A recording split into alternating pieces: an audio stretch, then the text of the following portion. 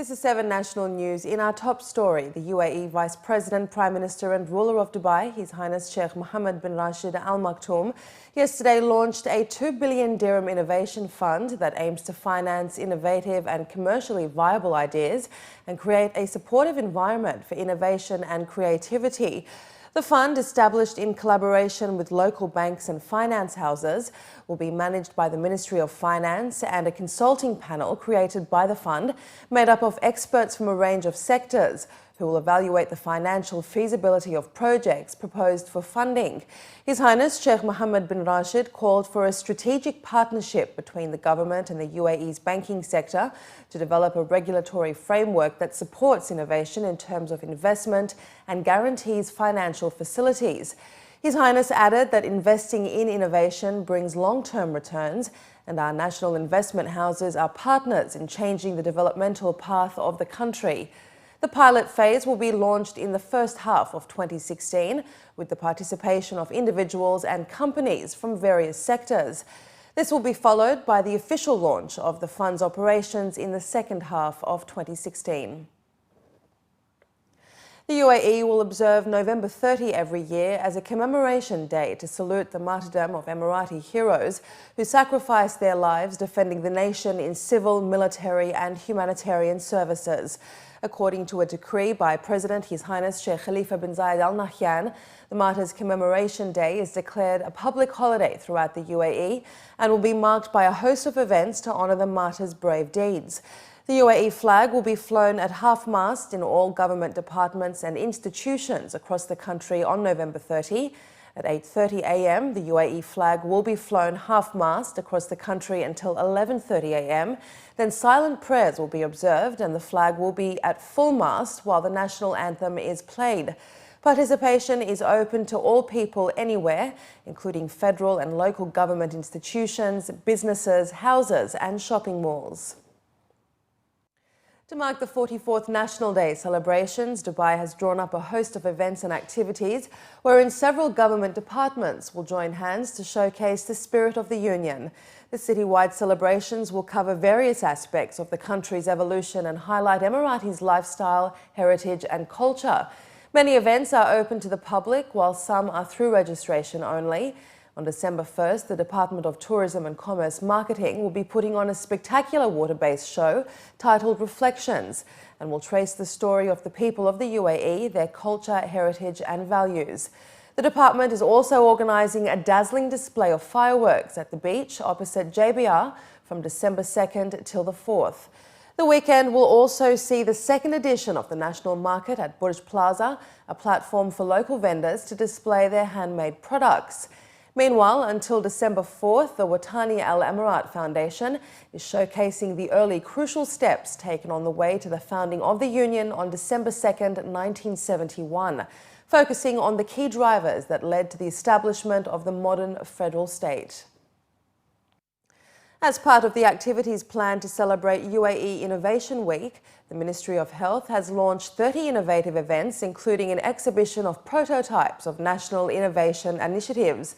A delegation of the Ministry of Health briefly toured and inspected the activities yesterday, which are designed by ministry employees to showcase their ideas for innovation in the medical field. During their tour, officials were briefed about how future smart rehabilitation centres will help meet the needs of patients, while also avoiding paperwork and consuming less time and effort in the screening process. Commenting on the launch of the Innovation Chamber, the CEO of Innovation at the Ministry of Health, Dr. Aisha Al-Mutawa, stated that medical professionals need these opportunities to explore and think about new ideas, which will help greatly in providing better services to patients. One of the ideas being presented was a new model about process improvement, where officials were informed that a central bank of information for patients, employees and students of medical studies will be set up to retrieve the past medical history of patients anywhere in the country, while also offering patients the opportunity to locate specialist doctors working in nearby locations in case of emergencies. The centre also hosted a talent exhibition and series of dialogues and roundtable discussions featuring specialists in the field. In fact, what we have been seeing is the passion of the staff health professionals and the admin staff in introducing and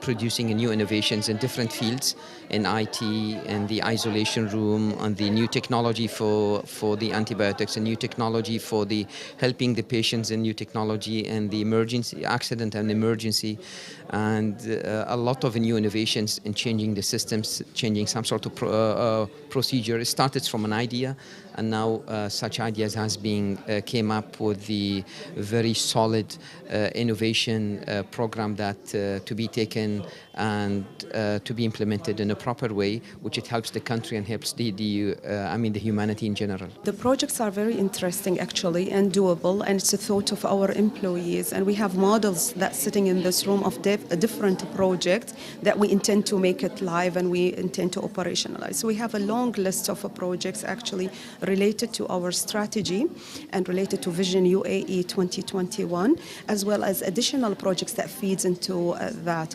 So we have like from a smart clinic all the way to Honey City, all the way to a service camp, to HR related projects. So we're covering all the streams, our processes, services, hospital, environment, as well as our customers. This is where the world is moving, and instead of the patient coming to you, you go to the patient, you make the services available, you make the treatment, you make the rehabilitation available to them. So many of our projects cover the service to our patients and the vision of UAE of having even the happiest people and the happiest nation. So we're supporting that from the patient perspective. Since we have 3 health bodies in the country, we need such a bank to connect all the health authorities in the country, especially is that the patient, especially patients here, they don't go to one health service only. They can go to other health services, depends where they live and where they work. And one important thing is that this central bank, it has a monitored access to ensure that there will be the confidentiality of the patients and the employees. So not any employee working in the bank can access any type of data. Held under the patronage of the UAE's Minister of Culture, Youth and Social Development, His Excellency Sheikh Nahyan bin Mubarak Al Nahyan, 20 inspirational women were celebrated at the Arab Woman Awards last night. Over 350 VIP guests and members of the UAE royal family attended the red carpet event presented by Net-a-Porter at the Dubai Ritz-Carlton. The Arab Women Awards were established by ITP in 2009 to recognise successful women in business, education, entrepreneurship, media, government, literature and other fields. Since the launch, the awards have become a powerful platform for recognising role models for a new generation of young women. This year, the awards were adjudicated by a panel led by Sharjah Businesswomen Council Chairperson and Friends of Cancer Patients President, Her Excellency Amira bin Karam. I think the enrollment or the inclusion of women in the UAE society has been a pivotal role, especially due to the government support. It started by the late founder, His Highness Sheikh Zayed, and mother of the Emirates, Her Highness Sheikha Fatma. And ever since, you have seen the different measures that have been taken into consideration to involve women in all the different sectors of the UAE. So I think such awards have shown or have proven that they are crucial in terms of supporting the women advancement in the UAE. This year we had probably about over 100 women who were nominated, and there are 3 different ways to nominate. You can nominate yourself. You can actually get nominated by one of the judges, or we do our own research as a company and actually pick out some of the nominations as well. The awards were launched in 2009, and 7 years ago it was a very different landscape then. People didn't want to be seen to be promoting themselves. They were quite shy. They were very, very conservative. That's not to say that they're not now. It's just that I think with the growth of the UAE and the growth of women's place in the UAE, there are leaders coming through, there's very interesting entrepreneurs coming through, and I also feel that young women have a different perspective maybe to people 7 years ago. The winners were announced during a pre-event press conference attended by some of the winners and judges who spoke about the keys to success, which according to them include never giving up, following one's passion, confidence, faith, taking the risk and non-stop learning. This year's winners included Her Highness Sheikh Fatima bin Zayed bin Sakir Al Nahyan under the Lifetime Achievement Award, who was acknowledged for her humanitarian work that has spanned over 15 years. In the education category, the winner this year was engineer Yusra Al-Hashimi, the founder and CEO of Iqra, an Arabic language learning centre. In the young talent category, the award was given to engineer Mariam Al-Balushi, who is a writer, engineer and a calligraphist. I think it's exciting when you being recognized and given award. I think something makes you happy. The center is not only about teaching Arabic, it's about changing the way the Arabic is being taught. So that's why, like, when the people will come to the center, or the people who know like what I do in this field, they feel I have achieved something in that area. I was really surprised with the award, because I was one of those who didn't apply. I was nominated. And the day they called me and they told me about the award, I was telling them I'm not the best one in this category, and especially my talent is in calligraphy, and I have a lot of friends local who do better than me. But the recognition itself, it's really a big responsibility, because it keeps you always passionate about what you do and excited all the time. So this is another responsibility to continue. The most important thing is investment in ourselves and following our passion. Education is a very important key factor in any field. If you are a professional field or a talent, you need always to invest in yourself, explore your tools and work in improving your tools as well. Finally this evening, details of the 12th edition of the Dubai International Film Festival have been announced, featuring a lineup of 134 regional and international films from 60 countries, including the UAE, while also playing host to global debuts of international films. At a press conference organised in Dubai, officials representing DIF stated that over the last few years, the festival has gained international recognition as new connections have been forged with Arab cinema crossing borders and appealing to international audiences.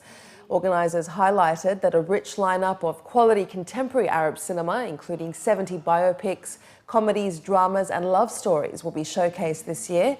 A panel of renowned professionals from the industry, including the Oscar-nominated screenwriter, director and producer Deepa Mehta, will comprise the prestigious Muher Awards jury, which aims to recognise talent from the UAE and the wider Arab world. Meanwhile, DIF will be honouring Bollywood actor Shah Rukh Khan and actress Kajol Devgan, among other actors, for their contribution to the movie industry. The festival is more mature, the team is more mature, the experience is there, the house, I call it the home for the filmmaker, is really welcoming for all of them.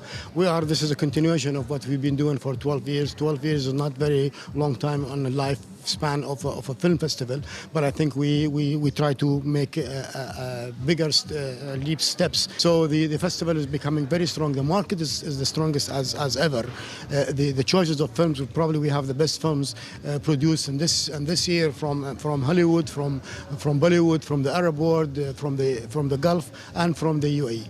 We've been using our slogan, meeting minds, bridging culture, meeting minds, and then this is a very stretch target, and everybody has to be helping us in getting there. So we need to create a dialogue of what's happening and why it's happening from a cultural point of view, from cinema, because cinema is a very powerful, trying to give us some explanation from intellectual and filmmakers' point of view. The festival will open on the 9th of December with Room, which is Lenny Abrahamson's suspense drama telling the survival story of a mother and her young son. And the festival will close with The Big Short, a star-studded comedy drama focusing on the financial crisis, directed by the internationally renowned screenwriter, director, comedian and actor Adam McKay. During the festival, DIF will also present 4 prestigious Lifetime Achievement Awards. Festival goers will be able to see films over 8 days at the Madinat Jumeirah Arena, Madinat Theatre, Souk Madinat Jumeirah and Vox Cinemas.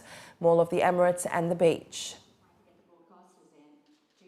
We try and pick films that we feel will appeal to the audiences here. And we are looking at 2 or 3 elements when we're doing that. We're looking at representing the audiences, seeing what they will like. We want to be a cultural event for the people of Dubai, the UAE and the GCC. As well as the same time, we are looking at pushing the bar. We're looking at bringing in cinema that they don't get to see here. We're looking at taking cinema from this region overseas. We've been very supportive of Emirati cinema. We're very proudly presenting 4 Emirati feature films. So you can really see, I mean, you know, over the years, you're having more and more films being produced, more local content being, produced here. We've got a full animation film that's been made in the UAE with a very big budget. And, it's going to be showcased, and we're really excited about that. So for us, it's really important that we have people coming out and watching films.